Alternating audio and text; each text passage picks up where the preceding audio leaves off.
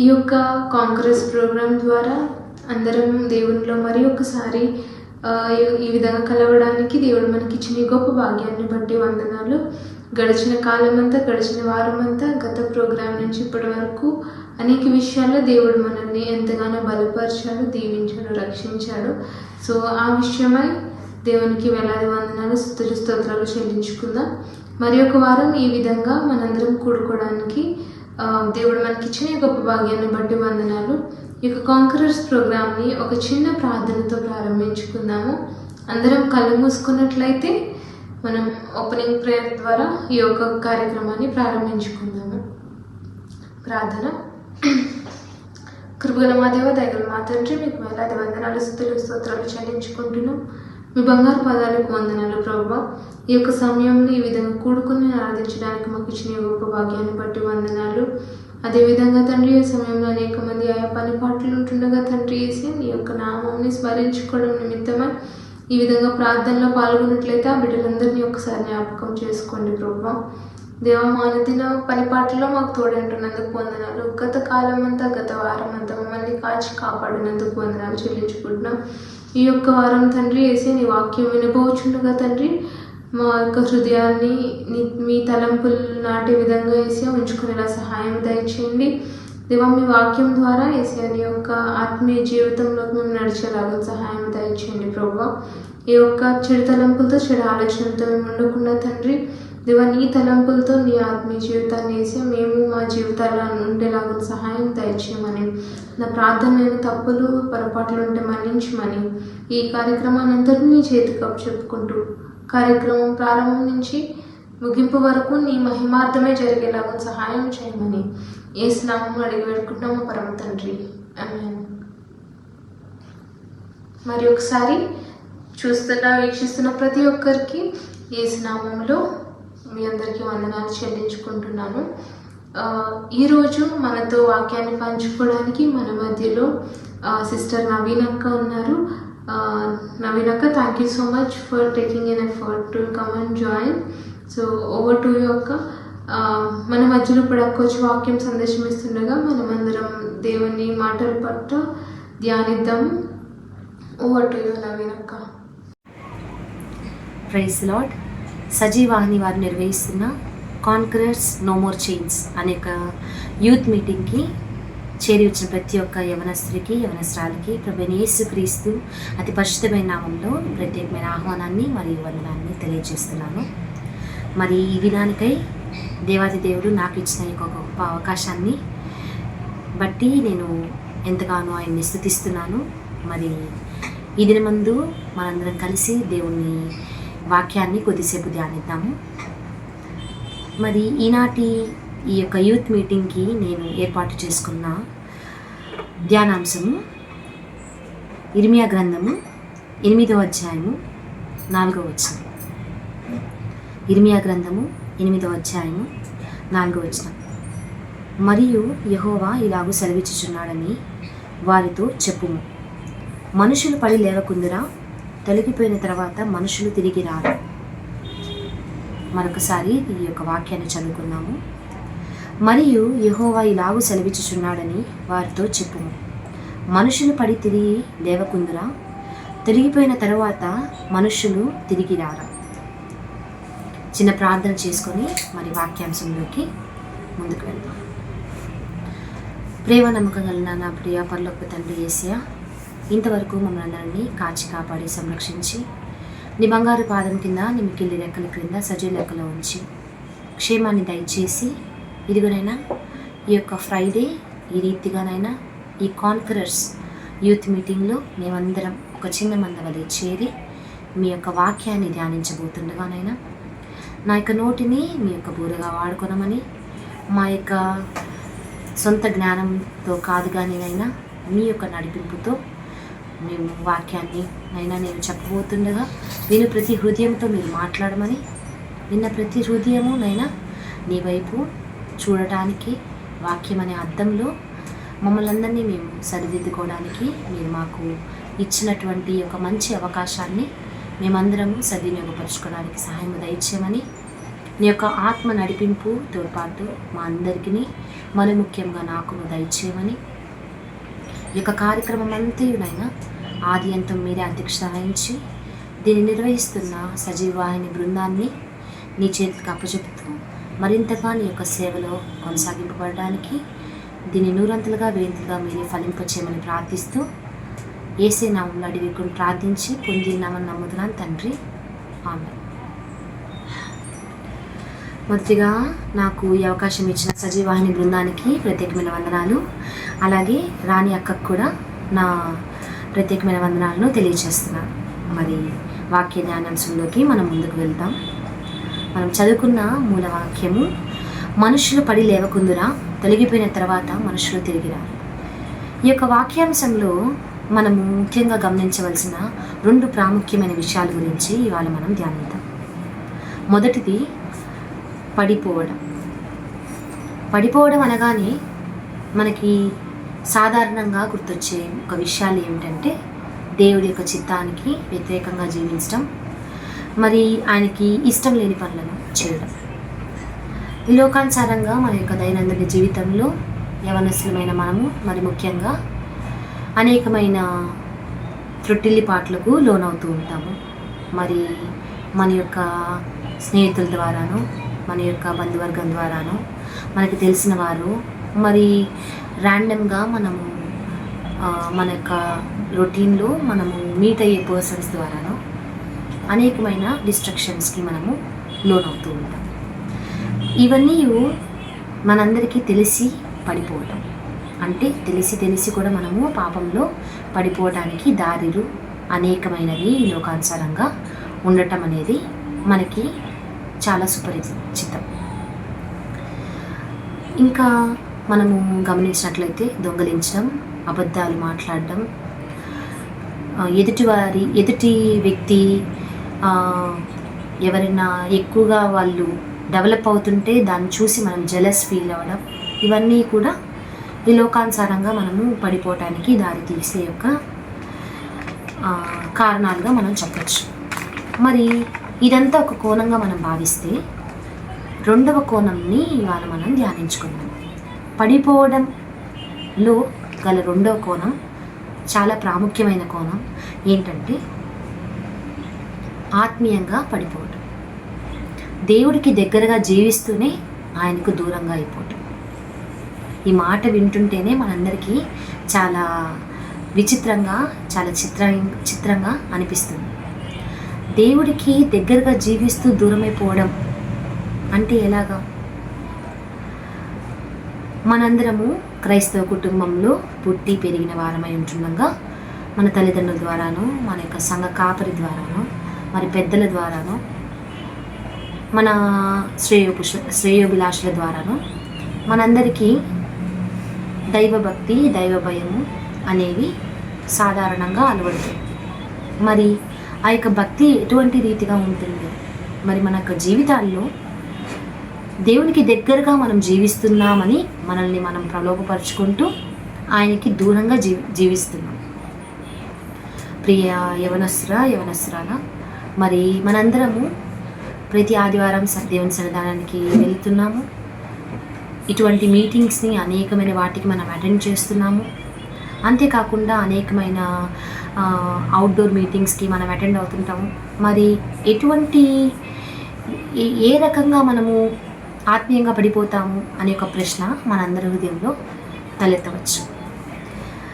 దేవుడికి దూరంగా జీవించటం అంటే ఆయనకి దగ్గరగా ఉంటూనే దూరంగా అవటం అంటే మనం శారీరకంగా ఆయనకి దగ్గరగా జీవిస్తున్నాం, కానీ ఆత్మీయంగా ఆయనకు చాలా దూరంగా జీవిస్తున్నాం. మన శరీరము ఆయన మాటల్ని వినగలుగుతుంది, ఆయన క్రియలను చేయగలుగుతుంది, ఆయన మనకు చెప్పిన బోధనను పాటించగలుగుతుంది, కానీ మన ఆత్మ దాన్ని అలవర్చుకోలేకపోతుంది. అంటే సేవను మనము నామకార్థంగాను లేక ఎవరో ఒక మెప్పు కోసము ఈ రకంగా చేయకపోతే మా తల్లిదండ్రులు బాధపడతారనో, లేకపోతే నా బంధువర్గము నన్ను దూషిస్తారనో, ఇటువంటి ఇతరతర కారణాల వల్ల మనము శారీరకంగా దేవుడికి దగ్గర అవుతున్నాము. అంటే బాడీ ప్రజెంట్, మైండ్ యాబ్సెంట్. అనే రీతిలో ఈ ప్రాసెస్లో మనము దేవుడికి దూరం అయిపోతున్నాం. బైబిల్లో ఒక మాట ఉంది, మనము చల్లగానైనా ఉండాలి, వెచ్చగానైనా ఉండాలి, నులివెచ్చనగా ఉంటే ఉమ్మి వేస్తాను. చూడండి, ఇప్పుడు ఈ రెండవ స్థితి ఏదైతే ఉందో, ఈ రెండవ కోణం ఏదైతే ఉందో అది ఈ నులివెచ్చిన స్థితికి సాదృశ్యంగా ఉంటుంది. చూడండి, దేవుడి పిల్లలుగా మనం జీవిస్తున్నప్పుడు ఆయన అంతరంగాన్ని లక్ష్యపెట్టు దేవుడుగా ఉంటున్నాం.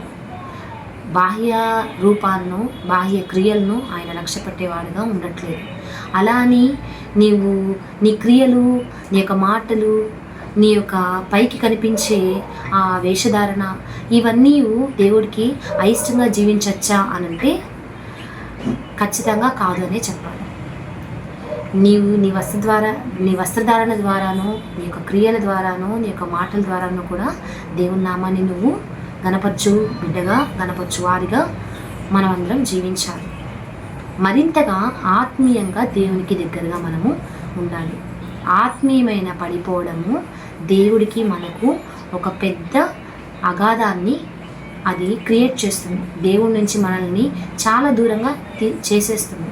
ఎందుకంటే ఈ నోన్ థింగ్స్ ఏవైతే ఉన్నాయో, పడిపోవడం అంటే సాధారణంగా దేవుడికి అయిష్టమైన కార్యాలు చేయడం వల్ల, దేవుడిని దూషించడం వల్ల, అన్నిటికీ నువ్వు ఎందుకు ఇలా చేసావని వెంటనే మనలో తలెత్తే ఈ ప్రశ్నల వల్ల దేవుడికి మనము అయిష్టంగా జీవిస్తున్నామని ఎవరో ఒకరు గుర్తించి మనల్ని సరిదిద్దే అవకాశం ఉంది.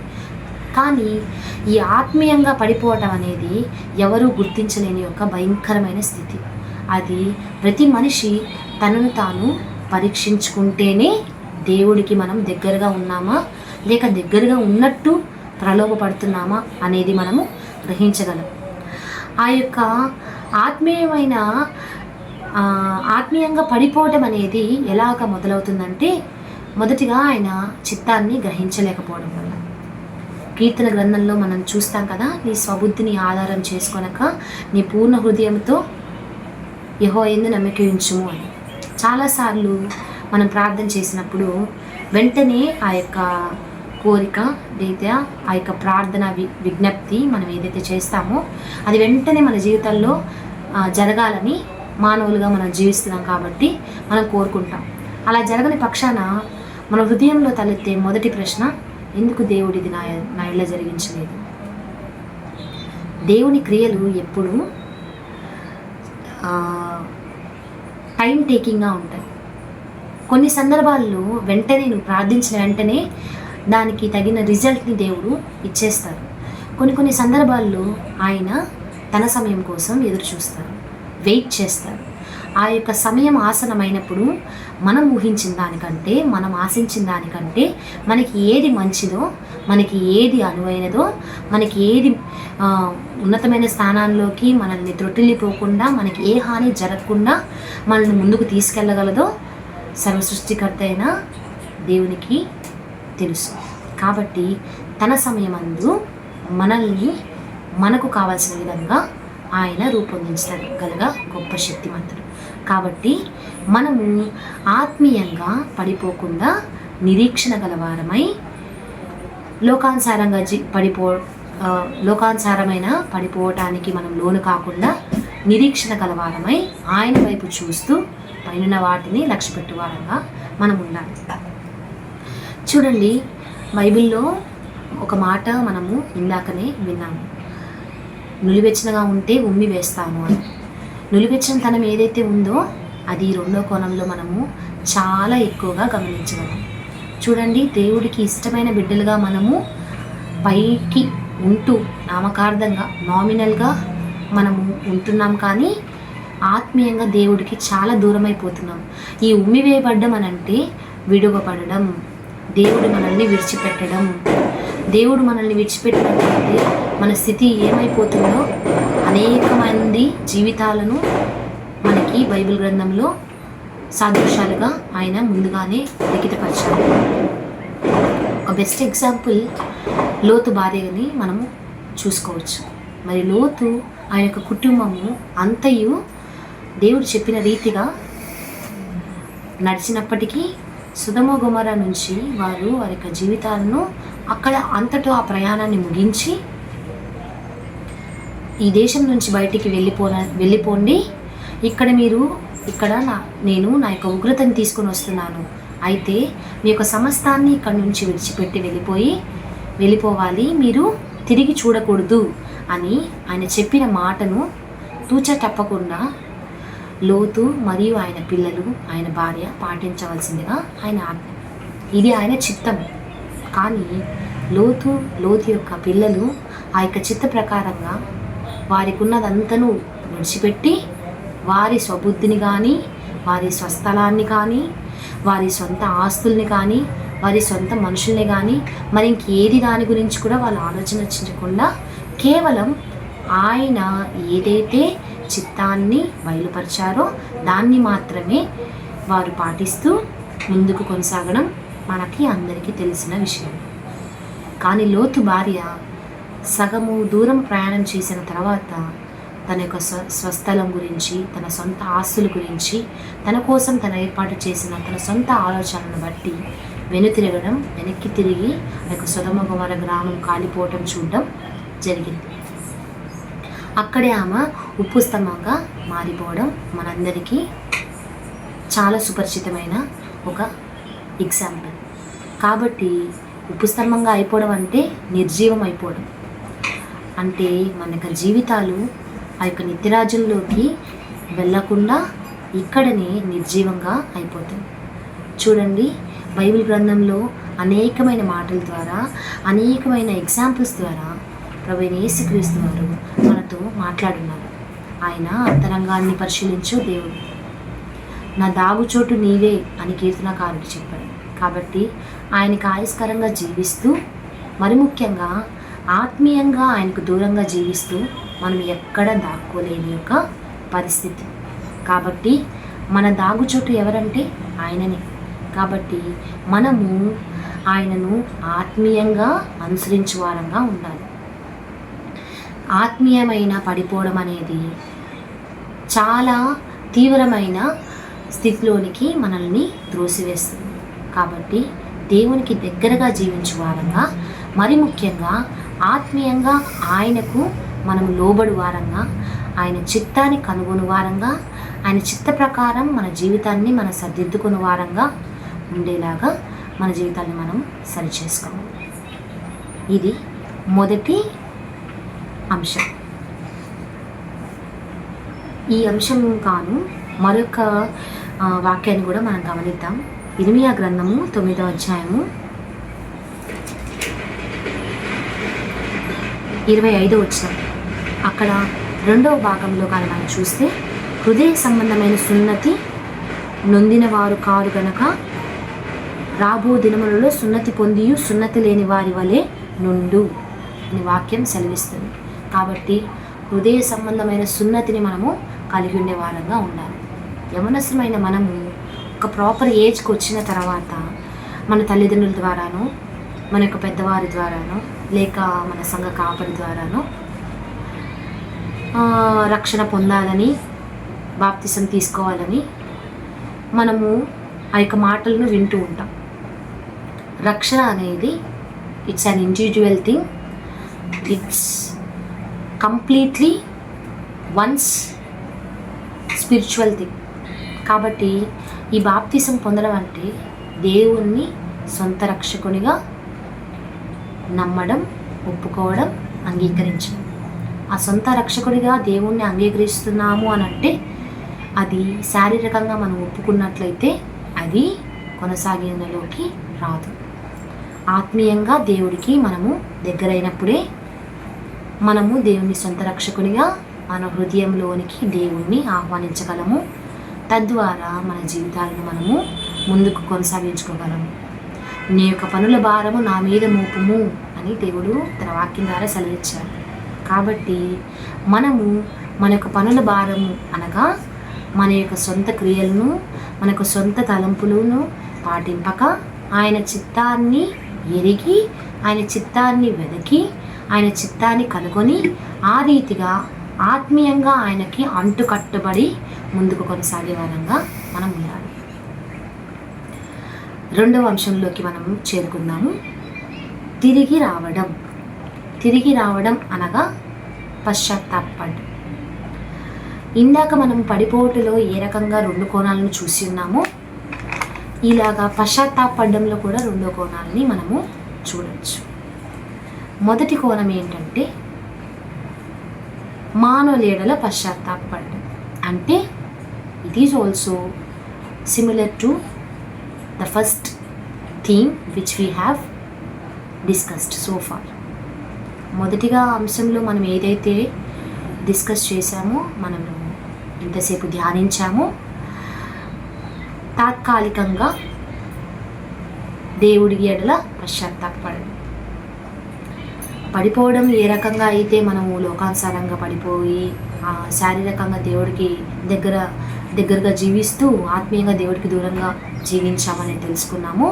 అలాగే పశ్చాత్తాపపడంలో కూడా మానవుల ఎడల పశ్చాత్తాపడుతున్నాము, మానవుల కొరకు పశ్చాత్తాపడుతున్నాము. అది తాత్కాలికమైన పశ్చాత్తాపం. ఇర్మియా గ్రంథము 8వ అధ్యాయము 11వ వచనాన్ని మనం చదివినట్లయితే, సమాధానము లేని సమయమున సమాధానము అని వారు చెప్పుచు నా జనుల గాయమును పైపైన మాత్రమే బాగు చేయుదురు. చూడండి ప్రియమైనటువంటి వారులారా, ఇక్కడ ఈ యొక్క వాక్యము మనకి క్లియర్గా ఏమని సూచిస్తుందంటే, సమాధానము లేని సమయమున అనంటే నీలో పశ్చాత్తాపము పరిపూర్ణముగా రానటువంటి సమయమున, మనల్ని ఎవరో కంపెల్ చేస్తేనో, లేకపోతే మనం ఈ రీతిగా జీవించకపోవడం వల్ల ఆయనకి ఇష్టం లేని వారంగా మనము ఉంటామని, లేకపోతే మనల్ని ఎదుటి వ్యక్తులు ఈ రకంగా అనుకోకూడదని, మనం ఈ రకంగా పశ్చాత్తాపడకపోతే మరి ఇంకే ఎవరైనా ఏమన్నా అనుకుంటారేమో అని, ఇటువంటి సో కాల్డ్ కంపెల్స్ వల్ల మన జీవితాన్ని మనము బలవంతంగా మానవుల కొరకు, మానవుల కోసము ఈ లోకానుసారంగా మనము తాత్కాలికమైన పశ్చాత్తాపానికి చాలాసార్లు గురి అవుతుంటాం. ఉదాహరణకు, మనము సంఘంకి వెళ్ళినప్పుడు, లేక ఏదైనా ఒక బహిరంగ సువార్త సభలకు మనం అటెండ్ అయినప్పుడు, ఒక పాట ద్వారానో, ఒక వాక్యం ద్వారానో, ఒక ప్రార్థనలోనో, మరి దైవజనుడు మనల్ని ఉద్దేశించి పిలిచిన పిలుపు ద్వారానో మనము ఆ క్షణాన, ఆ సమయంలో పరిపూర్ణంగా పశ్చాత్తాపంలోనికి మనము వెళ్ళిన అనుభవంలోనికి మనము వెళ్తాం. కానీ అది తాత్కాలికమైన పశ్చాత్తాపంగా మిగిలిపోతుంది. గమనించినట్లయితే ఆ క్షణంలో మనము మారు మనసు అనుభవంలోనికి సంపూర్ణంగా వెళ్ళలేము. మారు మనస్సు అనేది ఒక శాశ్వతమైన, అంటే ఒక కంటిన్యూయస్ ప్రాసెస్. అదొక లాంగ్ లాస్టింగ్ ప్రాసెస్. చాలా ఎక్కువ రోజులు మనము ఒక కంటిన్యూటీని మెయింటైన్ చేసిన తర్వాత ఒక కంప్లీట్నెస్, ఒక ఫుల్లెస్ట్ రిపెంటెన్స్లోనికి మనము మన జీవితాన్ని సరిదిద్దుకోగలం. దేవుని క్రియలు ఎప్పుడు శాశ్వతమైనవి, నిరర్ధకమైనవి. కాబట్టి మనము శాశ్వతమైన దేవుణ్ణి చేరాలనుకున్నప్పుడు అటువంటి కాన్స్టెంట్ రిపెంటెన్స్ని కలిగి ఉండాలి. ఈ ఇన్స్టెంట్ రిపెంటెన్స్లు ఏవైతే ఉన్నాయో అది కొద్దిసేపు మాత్రమే దేవునికి ఆయన యొక్క ప్రేమను మనము పొందుకున్న వారంగా, ఆ అనుభూతి చెందిన వారంగా మనం ఉండగలుగుతాం. కానీ కాన్స్టెంట్ రిపెంటెన్స్ ద్వారా వచ్చే ఆ యొక్క ఎక్స్పీరియన్స్ ఏదైతే ఉందో అది వర్ణాతీతం. చూడండి ప్రియమైనటువంటి వారులారా, తాత్కాలికమైన పశ్చాత్తాపంలోనే మనకు ఆ యొక్క ఆనందము, దేవుని యొక్క ప్రేమను మనము అనుభూతి చెందినప్పుడు, మరి రెండవ కోణమైన కాన్స్టెంట్ రిపెంటెన్స్ అంటే దేవుని దగ్గర అంతరంగికమైన రిపెంటెన్స్ని మనము, పశ్చాత్తాపాన్ని మనము చూపించినప్పుడు ఎటువంటి ఆనందాన్ని మనం పొందుకోగలం ఒకసారి ఆలోచించారా? అంటే ఈ అంతరంగికమైన పశ్చాత్తాపం అంటే దేవుని దగ్గర నిజంగా పశ్చాత్తాపడితే ఎటువంటి సూచనలను మనము పొందవచ్చు అనగా, దేవుడు మనల్ని అనుక్షణము చూస్తూ ఉంటారు అనేది మనందరికీ చాలా విదితమైన విషయం. కాబట్టి మనం చేసే ప్రతి పనిలో మనకి ఒక ఆత్మ గద్దింపు అనేది జరుగుతూ ఉంటుంది. ప్రియ యవనస్తుడా, యవనస్తురాలా, మన జీవితంలో ఈ పని చేయడం ఆయనకి అయిష్టమైనది, ఇలా మనము ఈ పని చేయకూడదు, ఇటువంటి మాటలు మాట్లాడకూడదు, ఇటువంటి క్రియలు చేయకూడదు అని మనకు కొన్ని క్రియల పట్ల, కొన్ని మాటల పట్ల కొద్దిపట్టుకు జ్ఞానాన్ని మనము కలిగి ఉండువారంగా ఉన్నాం. అటువంటి ఫేజ్ ఆఫ్ లైఫ్లో మనము ప్రయాణం చేస్తున్నప్పుడు కొన్ని క్రియలు మనం చేయాలని ప్రయత్నించినప్పుడు ఆత్మలో నుంచి ఒక గద్దింపు, ఒక స్వరాన్ని మనము వింటాం. ఖచ్చితంగా అటువంటి దేవుని యొక్క నడిపింపు కలిగిన వారమై ఉన్న మనము ఆయనని మన సొంత రక్షణగా ఆ యొక్క హృదయపూర్వకంగా మనము ఆయన్ని అంగీకరించినటువంటి వారమైతే ఆ యొక్క గద్దింపు అనేది మన హృదయంలో కలుగుతుంది. ఖచ్చితంగా ఆ యొక్క గద్దింపు మన హృదయంలో కలుగుతుంది. ఆ గద్దింపు మన హృదయంలో కలిగింది అని అంటే పరిశుద్ధాత్మ దేవుడు మనలో ఉన్నాడని దానికి ఒక గొప్ప నిదర్శనంగా మనము భావించాలి. మరి పరిశుద్ధాత్మ దేవుడు మనలో ఉండి మనల్ని నడిపిస్తున్నప్పుడు ఆ గద్దింపునకు మనము లోబడి మనం ఏదైతే తప్పు దారిలోనో తప్పు మాటల్లోనో ప్రయాణం చేస్తున్నామో లేక పయనించబోతున్నామో దానికి అప్పుడే మనము ముగింపు పలకాలి. అలా పలికి కొన్నిసార్లు యవనస్తులుగా జీవిస్తున్న మనము త్రొట్టిల్లిపాటుకు లోనవుతాం. కాబట్టి అలా లోనైనప్పుడు వెంటనే ఈ గద్దింపునకు లోబడి తిరిగి ఆత్మీయంగా, అంతరంగికంగా ఆయనకు ఆయన దగ్గరకు వెళ్ళి మనము పశ్చాత్తాపడాలి. ఇదే ఆత్మీయమైన, అంతరంగికమైన దేవుని యొద్ద పశ్చాత్తాపడం. ఈ యొక్క పశ్చాత్తాపం ఏవైతే ఉందో ఇది తాత్కాలికమైనది కానే కాదు. ఎందుకంటే పరిశుద్ధాత్మ దేవుడు మనలో కలిగించే గద్దింపు ద్వారా వచ్చే పశ్చాత్తాపం ఏవైతే ఉందో అది దేవుడు మన కోసము ఆయన చేసిన ఆ యొక్క శిలువ యాగాన్ని మనలో ప్రతిబింబిస్తుంది. ఆ రీతిగా వచ్చే పశ్చాత్తాపము మనల్ని మరింకెన్నడూ పాపంలోనికి తీసుకొని వెళ్ళదు. కనుక పశ్చాత్తాపం అంటే పాపంలో పడకుండా పారిపోవడం. కనుక బైబిల్లో యోసేపు ఏ రీతిగా అయితే పాపంలో పడకుండా పారిపోయారో అదే రీతిగా మనల్ని ప్రలోభపెట్టు ఈ లోకానుసారమైన అనేకమైన డిస్ట్రక్షన్స్ నుంచి మనం పడిపోకుండా మన జీవితాలను దాని నుంచి మళ్ళించుకొని మరింకెన్నడూ అటువంటి మార్గాల వైపు మళ్ళకుండా నిజమైన పశ్చాత్తాపాన్ని కలిగి ముందుకు కొనసాగే విధంగా మనం ఉండాలి. చూడండి, బైబిల్ గ్రంథంలో మనం గమనించినట్లయితే యోవేలు గ్రంథము 2వ అధ్యాయము 13వ వచనాన్ని మనము చదువుకోండి. మీ దేవుడైన యెహోవా కరుణా వాత్సల్యములు గలవాడును శాంతిమూర్తియు అత్యంత కృపగలవాడునయ్యుండి తాను చేయనుద్దేశించిన కీడును చేయక పశ్చాత్తాపపడును కనుక మీ వస్త్రములను కాక మీ హృదయములను చింపుకొని ఆయన తట్టు తిరుగుడి. ఎంత గొప్ప వాక్యాన్ని దేవుడు మన కోసం రాసి ఉంచారు కదా.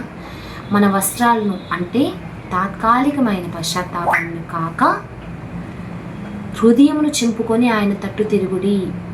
అంతరంగికంగా దేవుడు అంతరంగాన్ని పరిశీలించి దేవుడు ఎంచున్నాడు. కాబట్టి నువ్వు కూర్చుండరా, నువ్వు లేచుట నేను ఎరుగుదును అని దేవుడు సెలవిచ్చాడు. కాబట్టి అది నువ్వు నిజంగా నీ ఆత్మతోనూ నీ ఆత్మ పూర్ణంగా నువ్వు దాన్ని చేస్తున్నావా లేదా అని గ్రహించిన దేవుడు. కాబట్టి నీ హృదయాన్ని చింపుకొని అంటే అంత ఫుల్లెస్ట్గా నువ్వు దేవుని ఎడల పశ్చాత్తాపాన్ని కలిగి ఉండాలి. కాబట్టి అదే రీతిగా ఆమోసు గ్రంథం 5వ అధ్యాయము 6వ వచనాన్ని కూడా మనం గమనించినట్లయితే మరొక వాక్యాన్ని కూడా మనం చూస్తాం. అక్కడ కూడా యెహోవాను ఆశ్రయించుడి. కాబట్టి ఆ యొక్క పరిపూర్ణమైన పశ్చాత్తాపాన్ని ఆత్మీయంగా మనం కలిగినప్పుడు ఆయనను మనం ఆశ్రయించినట్లయితే ఆయన మనల్ని క్షమించి మరింకెన్నడూ ఆ యొక్క పాపాలను ఆయన గుర్తు చేసుకోను అని కూడా వాక్యంలో మనకు తెలియజేశారు. కాబట్టి ఆయనను మనము ఆశ్రయించే వారంగా ఉండాలి.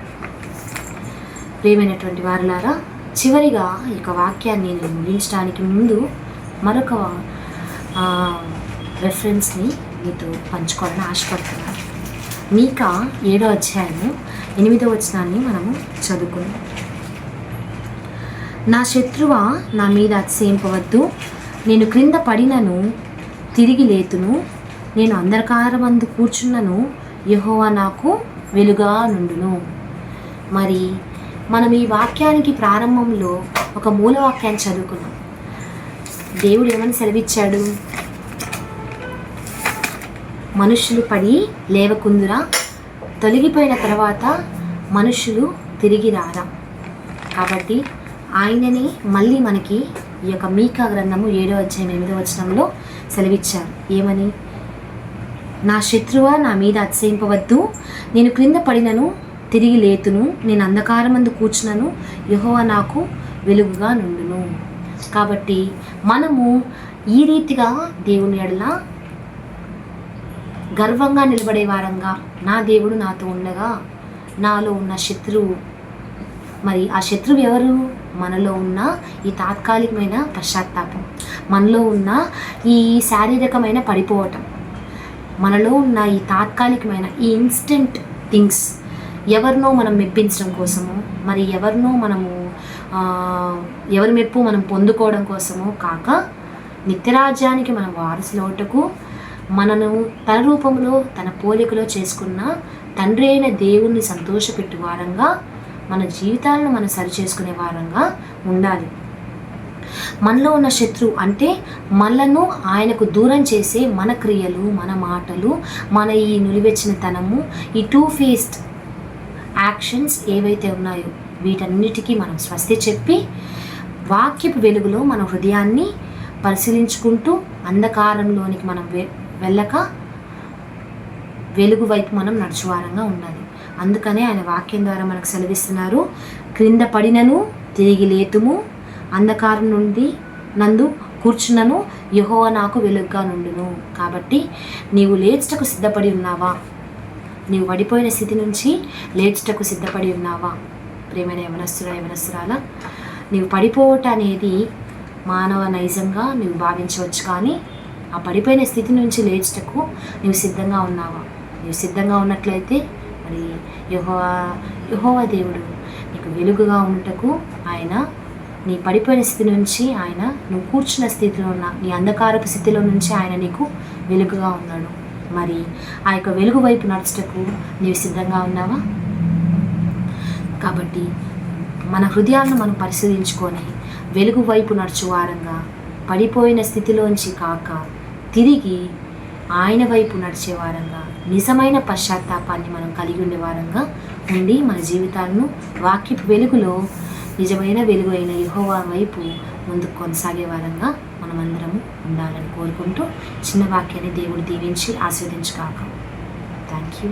Praise lord. చాలా చక్కటి వాక్యాన్ని మా అందరికీ తెలియజేసినందుకు కాంకరర్స్ తరపున ప్రత్యేక వందనాలు తెలియజేసుకుంటున్నాము. Once again, thank you, Lavinaka, for bringing this wonderful topic and for being a blessing for all of us who is watching this sermon today. And ఎవరైతే ఈ యొక్క ప్రోగ్రామ్ అంతటినీ వీచేసి ఉన్నారో మీ అందరికీ దేవుని నామంలో ప్రత్యేకమైన వందనాలు చెల్లించుకుంటున్నాము. ఇదే రీతిగా వచ్చే వారం ఇదే ప్లాట్ఫామ్లో కాంకరర్స్ ద్వారా మనందరం దేవుడిలో మరి ఒకసారి కలుసుకోవడానికి ప్రార్థనాపూర్వకంగా సిద్ధపడదాము. Thank you so much.